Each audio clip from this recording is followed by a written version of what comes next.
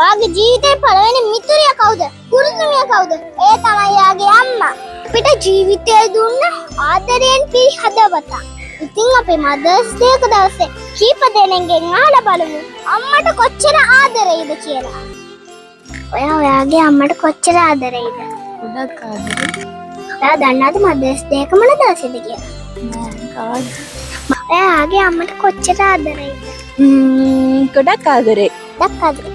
ඔයා දන්නවද mother's day එක මොන දවසේද කියලා? හරිනම් මේ නේරිදා හෙට. Thank you. ඔයාගේ අම්මට කොච්චර ආදරෙයිද? මම මගේ අම්මට ගොඩක් ආදරේ. ඔයා දන්නවද මදර්ස් ඩේ එක මොන දවසේද කියලා? Mother's Day. Oh my god. Today? Yes, 9. ඔයාගේ අම්මට කොච්චර ආදරෙයිද? ගොඩාක් ආදරේ. ලක්කාද? දන්නවද මදර්ස් ඩේ එක කවදද කියලා? මදර්ස් ඩේ එක තියෙන 8 වෙනිදා. ඔයාගේ අම්මට කොච්චර ආදරෙයිද? අම්මට සෑහෙනම ආදරේ. ඔයා මදර්ස් ඩේ එක කවද කියලා දන්නවද? මදර්ස් ඩේ මේ 10 කවදාරි අම්මව ආඩම්බර කරනවා යාගේ පුතාව දැකලා පුතාව දැකලාට ආඩම්බර හිතෙන විදිහට කවදා හරි ඒ විදිහට වැඩ කරනවා. ඔයාගේ අම්මට කොච්චර ආදරෙයිද? ගොඩක් ආදරේ. දන්නවද මදර්ස් ඩේ එක කවද? 10. ඔයාට අම්මට මොන හරි කියන්න තියනවද? අම්මට මම ගොඩක් ආදරේ. ඔයාගේ අම්මට කොච්චර ආදරෙයිද? ගොඩක් ආදරේ.